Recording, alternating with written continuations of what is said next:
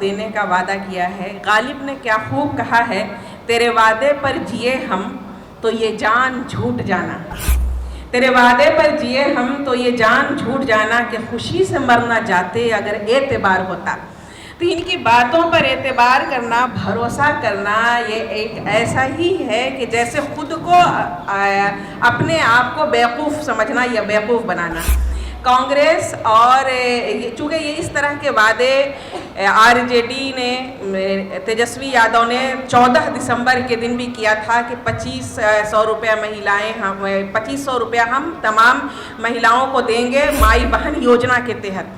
अब आप ये देखिए कि इनके अंदर खाने किस तरह से आपस में मतभेद है, इन लोगों में तालमेल नहीं है कि उन्हीं की योजना को, जिसको तेजस्वी जी ने जिसका ऐलान किया था, जिसका इतना प्रचार प्रसार किया था, अब उसी का योजना को कांग्रेस जो है अपनी सतह पर और अपना एक प्रेस कॉन्फ्रेंस करके ऐलान करती है कि 2500 रुपया हम महिलाओं को देंगे। सबसे पहली बात कि बिहार की आधी आबादी महिलाएं हैं। आप इतना, आपके पास क्या फ्रेमवर्क है, आपके पास क्या ब्लूप्रिंट है कि आप इस तरह से 2500 रुपये जो महिलाओं को देंगे, इतना पैसा आप लाएंगे कहाँ से?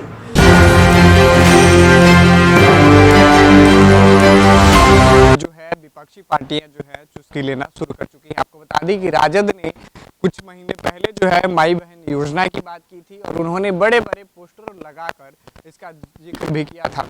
माई बहन योजना, माई बहन मान योजना के तहत राजद ने 2500 रुपये प्रत्येक महिला को देने की बात कही थी, लेकिन अब कांग्रेस ने भी अपनी ओर से पुष्टि करते हुए कहा है कि कांग्रेस की भी सरकार, यानी गठबंधन की सरकार बनती है तो जो है कांग्रेस की ओर से 2500 रुपये देने की बात कही जा रही है। राजद के लोगों से जब ये बात पूछा जाता है तो राजद के लोग ये कहते हैं कि महागठबंधन के हिस्सा ही कांग्रेस है और कांग्रेस उसी की बात को जो है अब कह रही है, तो इसमें कोई दो राय नहीं है। लेकिन इसी बीच जनसुराज के लोग जो हैं कांग्रेस के और राजद के माई बहन योजना को लेकर जो है चुस्की लेना शुरू कर दिए। आपको बता दें कि इन्होंने स्पष्ट कहा, कांग्रेस जनसुराज की ओर से स्पष्ट कहा जा रहा है कि राजद किस बेस पे कह रही है कि बिहार की महिलाओं को जो है 2500 रुपया प्रति माह दिया जाएगा। बिहार का बजट जो है वो कितना है, यहाँ तक भी तेजस्वी यादव को पता नहीं है।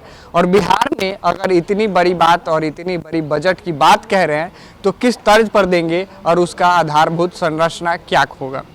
इतना आपके पास क्या फ्रेमवर्क है, आपके पास क्या ब्लूप्रिंट है कि आप इस तरह से 2500 रुपये जो महिलाओं को देंगे, इतना पैसा आप लाएंगे कहाँ से? 1.5 लाख करोड़ रुपया का सालाना बजट होगा, जबकि बिहार का कुल बजट 3 लाख करोड़ रुपया है और जिसमें 1 लाख करोड़ रुपया जो है योजना बजट है। तो जब योजना बजट ही 1 लाख करोड़ है तो आप 1.5 लाख करोड़ कहाँ से ला करके देंगे?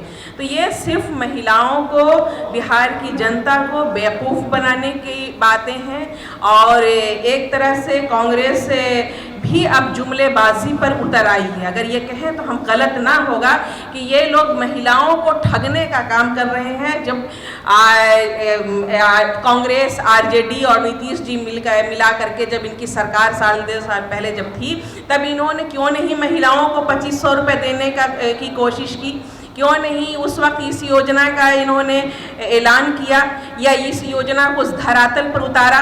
अब जब इलेक्शन नज़दीक है, वो जानते हैं कि महिलाएं बहुत बिहार की सशक्त हैं, पावरफुल हैं और वो वोट जो बहुत जा करके देती हैं।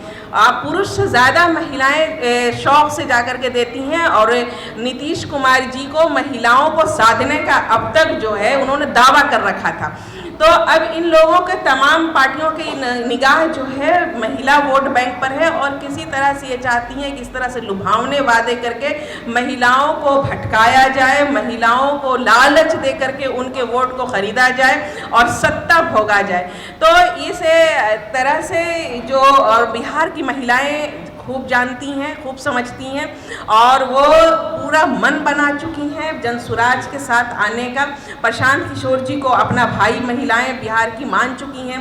प्रशांत किशोर जी की जब पद यात्रा हुई या अभी प्रशांत किशोर जी की जो बदलाव यात्रा चल रही है, तो महिलाएं सबसे ज़्यादा सक्रिय आपको नजर आएंगी और सबसे ज़्यादा महिलाएं प्रशांत किशोर जी के साथ, जनसुराज के साथ जुड़ रही हैं।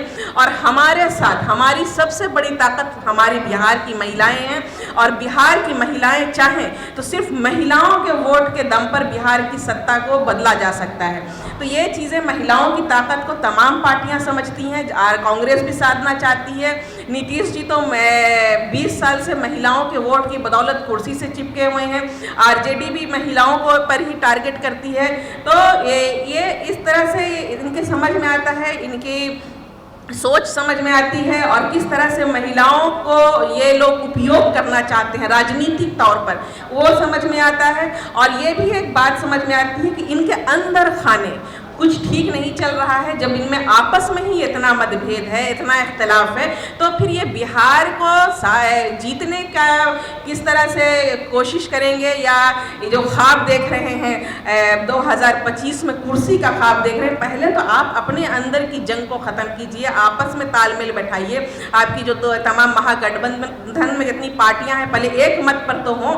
एक ही आप योजना का ऐलान उधर तेजस्वी जी खुद से करते हैं, इधर कांग्रेस खुद से करती है, तो इससे समझ में आता है कि इनके अंदर खाने बहुत कुछ ठीक नहीं चल रहा है। अब आगे की बात हमारी मनोरमा दीदी करेंगी। उनके हर भाषण में जो पद यात्रा वह कर रहे थे, उन्होंने कहा आप वोट किसी को भी दीजिए, लेकिन अपने बच्चे के लिए शिक्षा और रोजगार मांगिए। यह बात कोई नहीं कहता है कि आप वोट किसी को भी दीजिए, लेकिन अपने बच्चे की बात सोचिए, क्योंकि जो पलायन हो रहा है रोजगार के लिए, उसको अगर रोकना है तो आपको अपने बच्चे के लिए वोट मांगना होगा।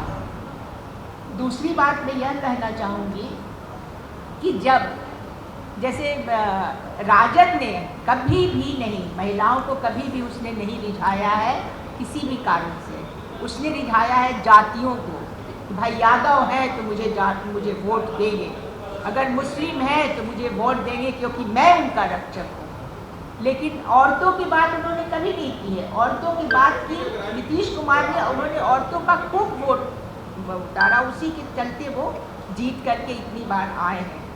लेकिन उन्होंने पहले टर्म में जो कुछ भी किया, स्कूल किया, साइकिल किया, उसके बाद वह भूल गए महिलाओं को, उन बच्चियों को जो हमारे देश की भविष्य है। तो यह जो 2500 रुपये देने की बात हो रही है हर किसी के खाते में, मात्र एक छलावा है, कुछ भी नहीं है। हमारे समक्ष आने के लिए उनके पास कोई साधन नहीं नज़र आ रहा है, क्योंकि आपने देखा होगा कि जब हमने महिलाओं से संवाद के लिए ज्ञान भवन में उनको बुलाया था, तो जो अपार भीड़ उमड़ी थी कि उसको कंट्रोल करना मुश्किल हो गया था। सारी माँ और बहनें हमारे साथ हैं। अब लग रहा है कि वो लोग क्या करें जिससे कि हम इन लोगों को धोखा देके, कोई झूठा वादा करके अपनी पार्टी की तरफ ले आए। कुछ पूछना है आप? कि महिलाओं को 2500 रुपया पर मंथ देगा। महिला सशक्तिकरण की बात करना अति आवश्यक है कि आधी जनसंख्या महिलाओं की है। इसके बिना किसी भी राज्य का विकास नहीं हो सकता, लेकिन वो तार्किक होना चाहिए, लॉजिकल होना चाहिए, ऑथेंटिक होना चाहिए। किस तरह से महिलाओं को ठगने का काम कर रहे हैं, ये हमें सोचना चाहिए। अगर हम इसको कैलकुलेशन करें, अगर 5 करोड़ महिलाओं को ही हम मानते हैं कि वो 2500 रुपया देंगे पर मंथ, तो सालाना होता है 1.5 लाख करोड़ रुपया। अब इस राज्य का बजट ही जो फरवरी 2025 में पास हुआ था, वो है 3,17,000 करोड़ रुपया। भैया 1,05,000 करोड़ रुपया आप 1.5 लाख करोड़ रुपया उनको दे देंगे महिलाओं का, तो आपका जो फिक्स एक्सपेंडिचर है वो कहाँ से आएगा? बाकी जो विकास की योजनाएं हैं वो कैसे चलाएंगे? शिक्षा पर आप कितना खर्च करेंगे?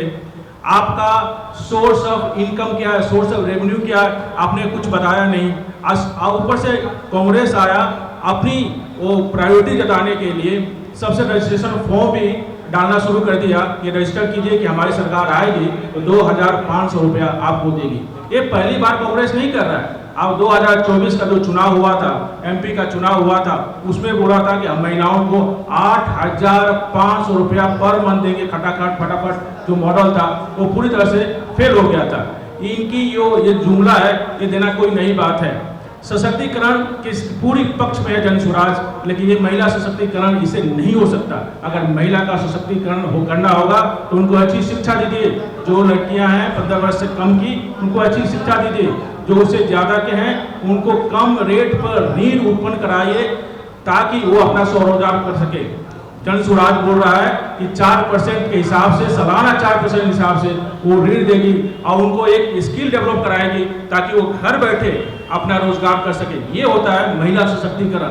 पैसे बांट देने से किसी भी आदमी का महिला सशक्तिकरण नहीं हो सकता। और ऊपर से ये भी बात कर रहे हैं कि हम पलायन को रोकेंगे, रोजगार देंगे। पलायन किसके राज्य में हुआ था? जरा हम पीछे जाते हैं, 1952 में किसकी सरकार थी? कांग्रेस की सरकार थी। कांग्रेस ने क्या किया? बिहार में बहुत उद्योग थे, बहुत धंधे थे, लोग बाहर से आते थे बिहार में काम करने के लिए क्योंकि यहाँ पे धंधे थे। 1952 में उन्होंने फ्रेट इक्वलाइजेशन लगा करके पॉलिसी, कांग्रेस के लिए भी पॉलिसी है फ्रेट इक्वलाइजेशन पॉलिसी 1952 का। जब फ्रेट इक्वलाइजेशन पॉलिसी आई, उन्होंने बोला, एक तर्क दिया कि हम ही नहीं चाहते कि बिहार में ही क्यों इंडस्ट्री डेवलप हो, दूसरे राज्यों में भी इंडस्ट्री डेवलप होना चाहिए। इसके लिए फ्रेट इक्वलाइजेशन 1952 में उन्होंने लाया और उसके बाद क्या हुआ? सारे इंडस्ट्रीज यहाँ से भागना शुरू हो गई। इतनी भागी, उसके बाद उन्होंने ये नहीं सोचा कि बिहार का इंडस्ट्री भाग के दूसरे राज्यों में चली गई, अब बिहार में पलायन बढ़ते जा रहा है, उसको रोकना चाहिए। उस पर